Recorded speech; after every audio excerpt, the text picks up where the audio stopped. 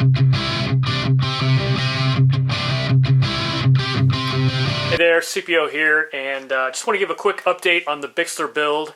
I made some fairly remarkable progress on the wing part of the build, including using the extreme packing tape to wrap the leading edges and the wing tips, getting the servos configured and mounted, and the flap servo reversed.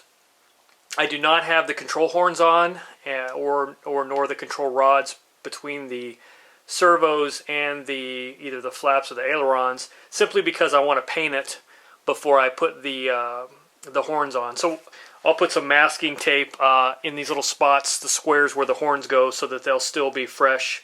But I figure I would just rather paint that and then have them on after the fact.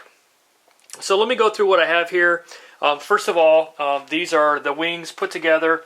I do have my spar in there because I had to make sure that all of that worked out okay, and I actually didn't glue it in or make it so it was impossible to get in. So in my test fit, I have made sure that the spar comes out like it's supposed to. And then what I have here, I have my two servos off of each plane coming out into the Y adapters that came with the kit.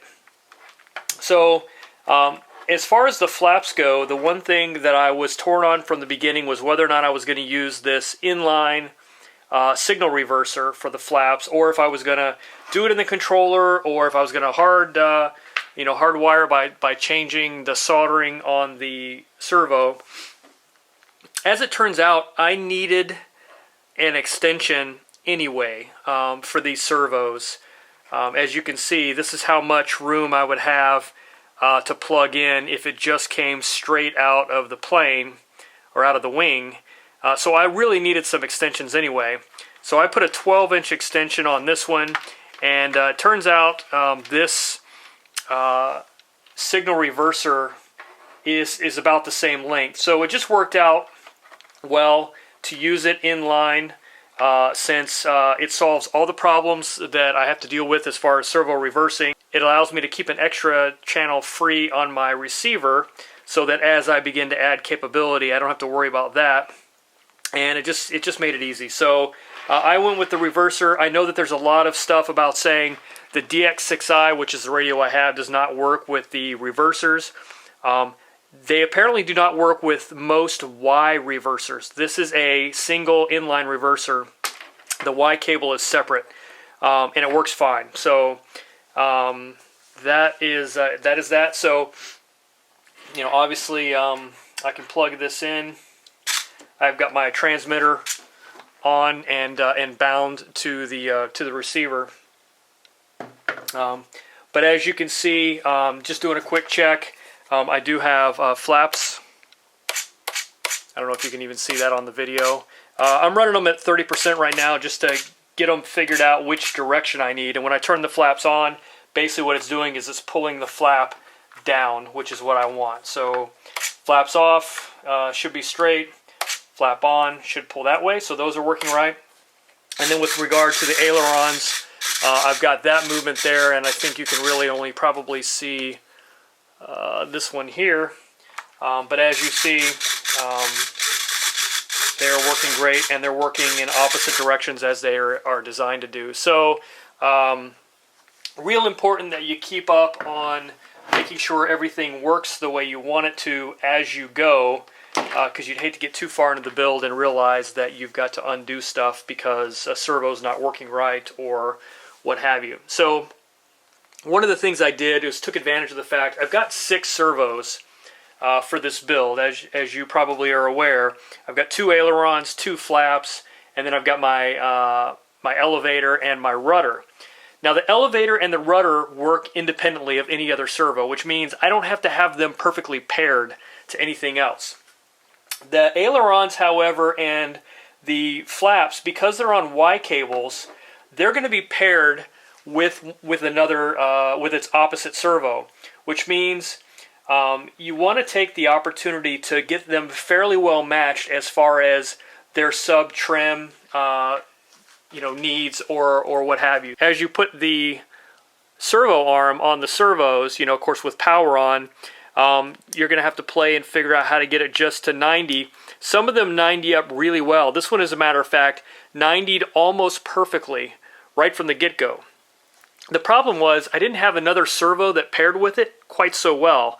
All the others were just a tad up or a tad down.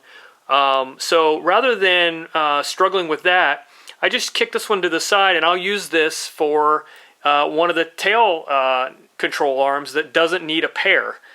This one can act by itself and doesn't need to be exactly configured with another servo. So basically, as I went through, I found the servo arm combination where the two opposing servos, whether it be the flaps or the ailerons, just kind of match one another naturally.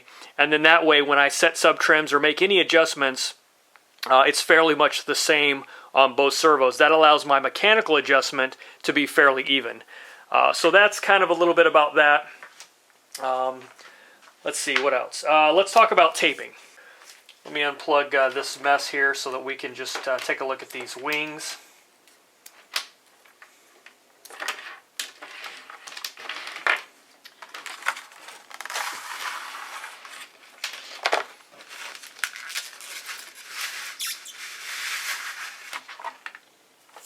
Get that spar out of there.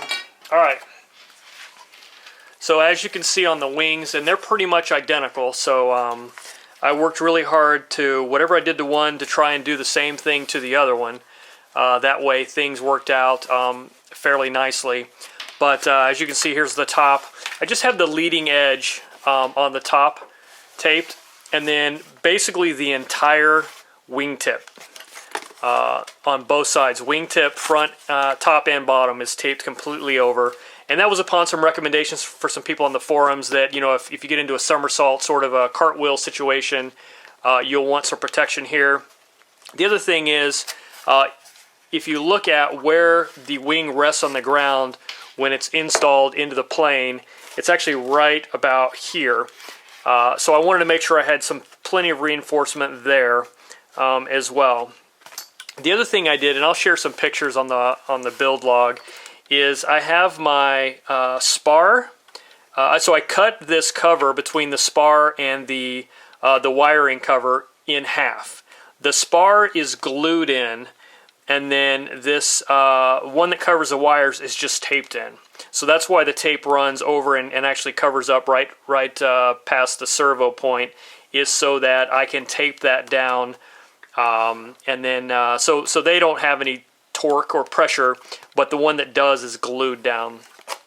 So that was kind of a neat idea that somebody gave me, and I really liked it. So I did try and be very careful to make sure that whatever I did on one, I did fairly exactly on the other one, so it should look pretty much the same to you.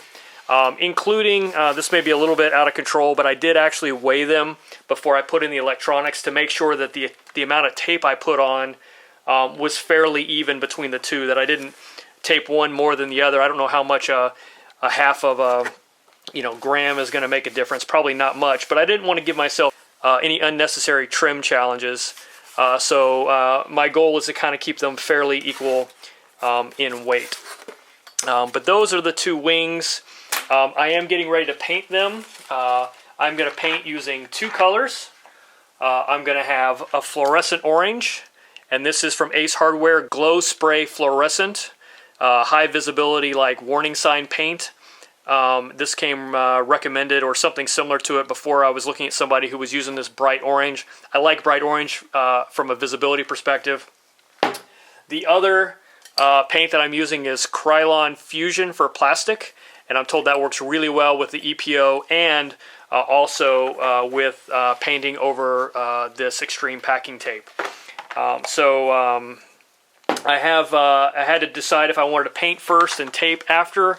I decided I was going to paint after. I did do some testing. So the first thing I did was lay down some extreme packing tape and then paint over it. And then I painted a blank piece of EPO and then laid the packing tape over it. So it doesn't look really bad with the EPO or with the tape over. I kind of like it. That's probably how I'll do the belly, and maybe a couple of reinforcement points after I lay the paint down. But this is what it looks like, and in fact this also has some polyacrylic Minwax on it to kind of give one final protective coat over the paint. So this was kind of my test bed here, and everything looks right. I did go with satin. I didn't want a gloss finish.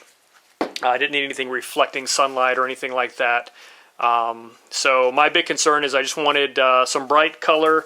I'm going to do the wingtips orange, and then I'm going to do predominantly black on the bottom with some sort of a pattern, of stripe pattern, and then predominantly white on the top. So I should be able to tell the difference between top and bottom based on the predominant color, but still have enough contrast with just the black, and then also with the wingtips I should be able to see them fairly easily. That's about it, I think, where I'm at now. I'm just going to get these things painted up, and then put my control, my horns on and my control rods, and that'll be it for the wings. So that's it, just a quick update.